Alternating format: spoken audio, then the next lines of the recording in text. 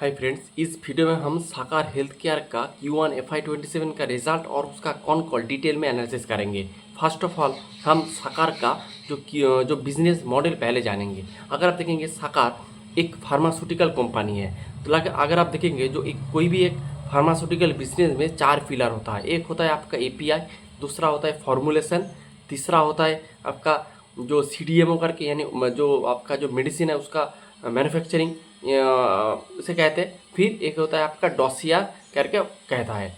अगर आप देखेंगे जो फर्स्ट ऑफ ऑल जो इसका एपीआई है, एपीआई में कोई भी जो डिजीज़ है उसका अगर आप कोई भी मेडिसिन आप इन्वॉल्व करेंगे तो आपको रिसर्च वगैरह करना पड़ता है। रिसर्च करने के बाद आपको एक मेडिसिन मिलता है। वो एक लंबा एक प्रोसेस होता है, उसे कहते हैं एपीआई। अगर आप देखेंगे साकार हेल्थ केयर के साथ डिस्कस करेंगे तो साकार हेल्थ केयर का एपीआई वाला सेगमेंट भी है, यानी वो लोग अपना R&D के ऊपर भी खर्चा करते हैं। फिर इसका फॉर्मुलेशन में जो एक एपीआई बन जाते हैं, फिर उसको किस रेशियो में उसको डाइल्यूट करना है, किस क्या क्या उसके साथ मिलाना है, वो सब करके फार्मूला तैयारी होता है। वो फार्मूला के यूज़ करके आपका कोई भी मेडिसिन वगैरह तैयार होते हैं कोई मैन्युफैक्चरिंग प्लांट में, तो उसे कहते हैं CDMO। और एक होता है आपका डॉसियर या फिर अंडा कहते हैं। डॉसियर का मतलब होता है कि आप जो पूरा जो प्रोसेस है एपीआई से लेके फार्मूला से लेके CDMO से लेके जो पूरा जो सिस्टम है, पूरा जो प्रोसेस है, उसको जो डॉक्यूमेंटेशन, उस प्रोसेस का कहते हैं आपका डॉसियर।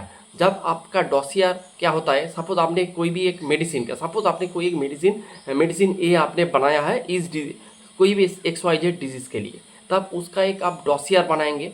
फिर डॉसियर को सपोज आप यूएसए में इसको बेचेंगे, उस मेडिसिन को आप यूएसए में बेचेंगे, तो आपका जो डॉसियर है आपको यूएसए के जो गवर्नमेंट है उसको आपको सबमिट करना पड़ता है। फिर जो यूएसए का जो गवर्नमेंट है उस डॉसियर को देखते हैं, मेडिसिन को टेस्टिंग वगैरह करते हैं। फिर जब उसको अप्रूव मिल जाती है, यानी जब ग्रीन सिग्नल मिल जाते हैं, उसके बाद ही आप उस मेडिसिन को यूएसए के मार्केट में बेच सकते हैं। तो कोई भी बिजनेस में उस डॉसियर वाला सेगमेंट भी बहुत इंपॉर्टेंट है, क्योंकि जब तक आपका डॉसियर अप्रूव नहीं होगा तब तक आपका मेडिसिन उस मार्केट में नहीं बेचेगा। कितना भी आप प्लांट वगैरह रेडी करके रख दे, आपका कोई भी मैन्युफैक्चरिंग वगैरह सब कुछ हो गया, लेकिन अगर डॉसियर आपका अप्रूव नहीं होगा तो आपका जो मेडिसिन उस मार्केट पे नहीं बिकेगा। तो ये बात है। तो ये मोटा मोटी इसका बिजनेस, और उसके साथ और कुछ बात कह देते हैं। अगर आप देखेंगे पहले इसका जो जनरल मेडिसिन ज़्यादा से ज़्यादा ये लोग सेल करते थे, जो नॉर्मल, यानी फिर ये लोग ऑन्कोलॉजी सेगमेंट में एंटर किया। और ऑन्कोलॉजी सेगमेंट में अगर आप देखेंगे ऑलमोस्ट 35% जो इसका रेवेन्यू वो ऑन्कोलॉजी सेगमेंट से आते। रिमेनिंग जो 65% इसका रेवेन्यू वो आपका नॉन ऑन्कोलॉजी पार्ट यानी अदर सेगमेंट से आते हैं। लेकिन मैनेजमेंट का पूरा फोकस्ड है कि ऑन्कोलॉजी सेगमेंट को ज़्यादा से ज़्यादा फोकस कर रहा है। मैनेजमेंट का टारगेट है जो अभी 35% है, इसको 60% अबव कर देंगे परसेंटेज में टोटल रेवेन्यू का, वो अगले 2 साल में। तो मैनेजमेंट ऑन्कोलॉजी पोर्शन के ऊपर बहुत अच्छा खासा फोकस कर रहा है। उसके साथ एक्सपोर्ट में इसका परसेंटेज अगर आप देखेंगे तो ऑलमोस्ट 30% है। मैनेजमेंट का गाइडेंस है इसको भी हम अगले 2 साल में इसको भी हम डबल कर देंगे। तो ये लोग अपना एक्सपोर्ट के ऊपर फोकस कर रहा है और उसके साथ साथ ऑन्कोलॉजी सेगमेंट के ऊपर ज़्यादा से ज़्यादा फोकस कर रहा है। और अगर आप इंडस्ट्री वाइज देखेंगे तो ऑन्कोलॉजी सेगमेंट मोटा मोटी 12 से 13% कैगआर में ग्रो कर रहा है। और ऑन्कोलॉजी सेगमेंट में आपको मार्जिन भी हायर मिलता है। अगर आप देखेंगे नॉर्मल जो जेनेरिक मेडिसिन होता है उसका ग्रोथ उतना ज़्यादा नहीं है और उसका मार्जिन भी उतना ज़्यादा नहीं है, क्योंकि उस सेगमेंट में बहुत ही कंपटीशन है।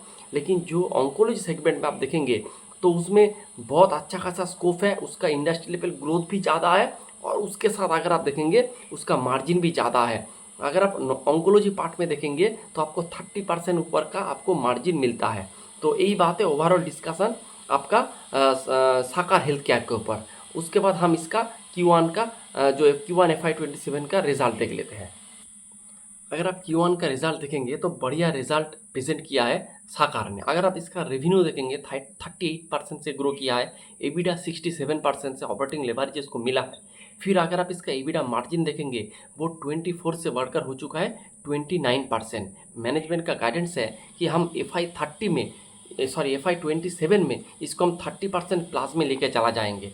फिर पैट अगर आप देखेंगे 120% से ग्रो किया है, रेवेन्यू ग्रो किया ऑलमोस्ट 40% से और पैट ग्रोथ हुआ 140% से।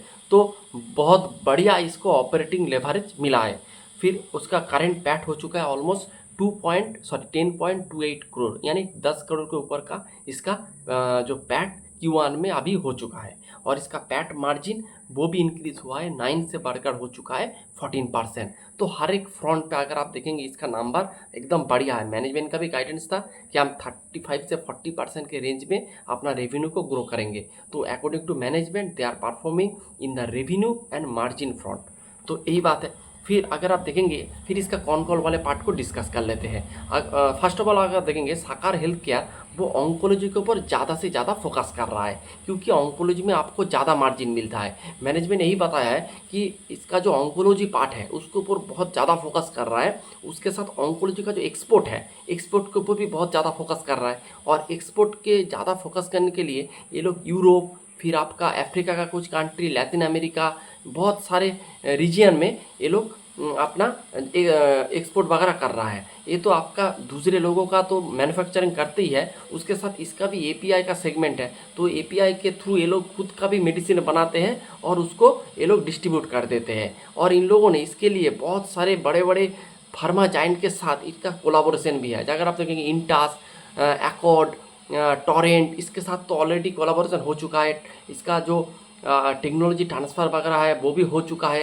तो बहुत सारे फ्रंट पे ये लोग अपना काम वगैरह कर रहा है। और मैनेजमेंट ये भी कहा है कि इसका टारगेट है कि मोटा मोटी जो एक्सपोर्ट परसेंटेज है, देखिए आप देखेंगे इसका मोटा मोटी 30% जो रेवेन्यू एक्सपोर्ट से आते हैं। और जो एक्सपोर्ट होता है उसका ज़्यादातर एक्सपोर्ट, जो ऑन्कोलॉजी का ज़्यादातर एक्सपोर्ट नहीं होता है, उसका डोमेस्टिकली सेल्स होता है। लेकिन मैनेजमेंट ने कहा है वो लोग अपना जो एक्सपोर्ट है उसको बहुत तेज़ी से इंक्रीज करेंगे। अगर आप ऑन्कोलॉजी सेगमेंट के एक्सपोर्ट देखेंगे Q1 में उसका नंबर है 6.5 करोड़। मैनेजमेंट ने कहा FY27 के एंड में, यानी जो आने वाले 3 क्वार्टर में ये जो 6 करोड़ है इसको आप 60 करोड़ कर देंगे, यानी ऑलमोस्ट 10x का जंप करेंगे आपका एक्सपोर्ट में।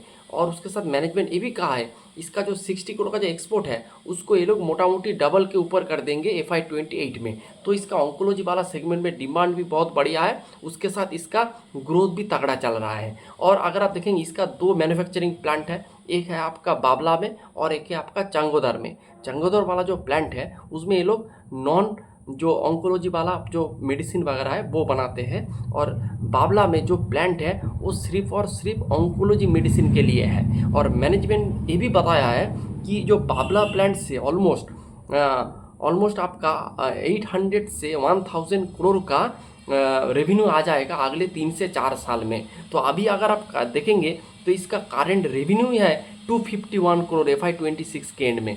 और ये कह रहा है सिर्फ और सिर्फ बाबला वाला प्लांट से ऑलमोस्ट 800 से 1000 करोड़ का रेवेन्यू आ जाएंगे अगले 3 से 4 साल में। तो मैनेजमेंट बहुत ही ऑप्टिमिस्टिक है इसके बिजनेस के ऊपर। बिजनेस बढ़िया कर रहा है, उसके साथ उसका जो ऑन्कोलॉजी वाला पार्ट है वो और भी बढ़िया कर रहा है। मैनेजमेंट का गाइडेंस है कि हम मोटा मोटी 350 करोड़ का रेवेन्यू बना लेंगे FY27 के एंड में। यानी अगर आप इसको परसेंटेज टर्म में कैलकुलेट करेंगे तो 40% का ग्रोथ मैनेजमेंट ने गाइड किया है और उसके अनुसार ही इसका परफॉर्मेंस भी चल रहा है। तो ये बात है। उसके साथ मैनेजमेंट ने मोटा मोटी कहा है उसका ऑन्कोलॉजी वाला पार्ट मोटा मोटी 100% से ग्रो करेगा। और उसका जो नॉन ऑन्कोलॉजी वाला जो पार्ट है वो मोटा मोटी आपका 7 से 8% कैगर में ग्रो करेगा। तो ये हो गया आपका ग्रोथ वाला पार्ट। और उसके बाद अगर आप इसका जो मार्जिन फ्रंट पे जाएंगे तो मैनेजमेंट ने कहा है FY27 के लिए उसका मार्जिन का गाइडेंस है 30% प्लस। अभी चल रहा है मोटा मोटी 29%। FY25 के 6 के एंड में था इसका मार्जिन थोड़ा ज़्यादा था, लेकिन अगर आप एवरेजली देखेंगे तो 27% था। तो धीरे धीरे इसका मार्जिन भी इम्प्रूव हो रहा है। मैनेजमेंट का गाइडेंस है 30% के ऊपर इसका मार्जिन जाएगा। उसके साथ उसका खुद का जो API का, यानी खुद से जो लोग ये लोग जो मेडिसिन वगैरह बनाते हैं फिर इसको एक्सपोर्ट वगैरह करते हैं, तो उस वाले सेगमेंट में इसका मार्जिन 35% से भी ऊपर चला जाता है। तो मार्जिन अच्छी दिशा में जा रहा है, ग्रोथ का भी गाइडेंस बहुत बढ़िया है। तो ये हो गया बात। उसके साथ अगर आप देखेंगे जो मैंने डॉसियर का बात किया था, अगर आप देखेंगे इसके पास ऑलमोस्ट 250 डॉसियर्स है। इनमें से ये लोग जो मोटा मोटी आपका सबमिट किया है वो 261 डॉसियर 260 है। इनमें से ऑलमोस्ट आपका इन लोगों ने सबमिट किया है 178 तो 250 के लगभग इसके पास डॉसियर है।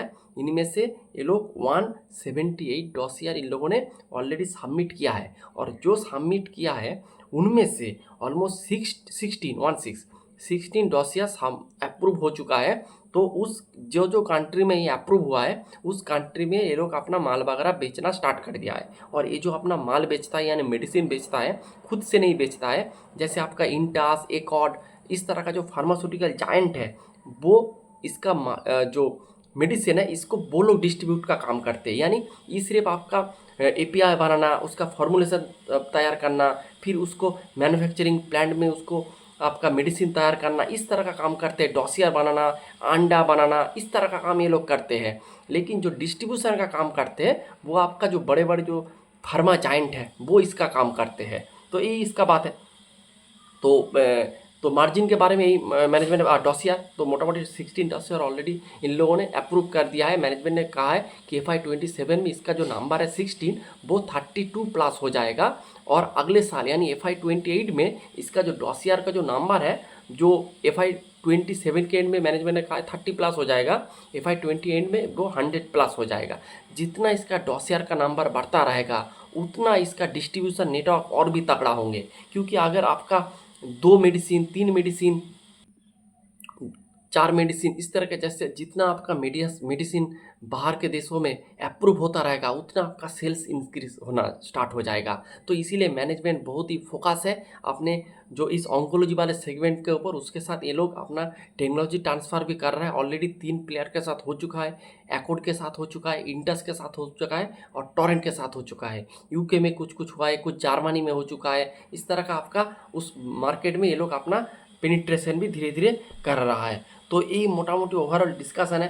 तो अगर आप इसको समराइज़ करेंगे तो ये लोग एक्सपोर्ट को, फर्स्ट ऑफ ऑल ये लोग ऑन्कोलॉजी सेगमेंट के ऊपर बहुत ज़्यादा फोकस कर रहा है, और उसके साथ इसका जो ऑन्कोलॉजी सेगमेंट के साथ साथ ये लोग एक्सपोर्ट के ऊपर भी फोकस कर रहा है, एपीआई के ऊपर फोकस कर रहा है, आपका डिस्ट्रीब्यूशन नेटवर्क के ऊपर ज़्यादा से ज़्यादा फोकस कर रहा है, डॉसियर ज़्यादा से ज़्यादा डॉसियर बनाने में ये लोग तैयार कर रहा है। और उसके साथ अगर आप देखेंगे मार्जिन फ्रंट पे भी ये लोग अच्छे काम कर रहा है। तो अगर आप ओवरऑल देखेंगे तो साकार हेल्थ केयर एक बहुत अच्छा बेट है इस एफएम जो फार्मास्यूटिकल बिजनेस में। तो बहुत बढ़िया बेट है। एक छोटे कंपनी है, ऑलमोस्ट 1900 करोड़ का मार्केट कैप वाला एक कंपनी है। तो बहुत बढ़िया कर रहा है, आप इस बिज़नेस को देख सकते हैं। मैंने ऑलरेडी Q4 के रिजल्ट के बाद इसके ऊपर डिटेल में डिस्कशन किया था, तब भी मैंने बोला था ये बिज़नेस सही दिशा में जा रहा है। आज मैं कह रहा हूँ ये बिज़नेस और भी सही दिशा में जा रहा है। आप इस बिज़नेस को अच्छे से देखें, अच्छे से पढ़ें, अच्छे से इसका रिजल्ट और कॉल गो थ्रू करें। यही था आज का ओवरऑल डिस्कशन। आप इसका वैल्यूएशन कैलकुलेट करेंगे तो मोटा मोटी 30 के पी में बिजनेस आपको मिल रहा है, जिसका ग्रोथ है 40%, और इसका मार्जिन का गाइडेंस है अबव 30%। तो यही था ओवरऑल वीडियो साकार हेल्थ केयर के ऊपर। मैंने इस साकार हेल्थ केयर का एवरीथिंग डिस्कस कर दिया है। Hope you like the video and thanks for watching.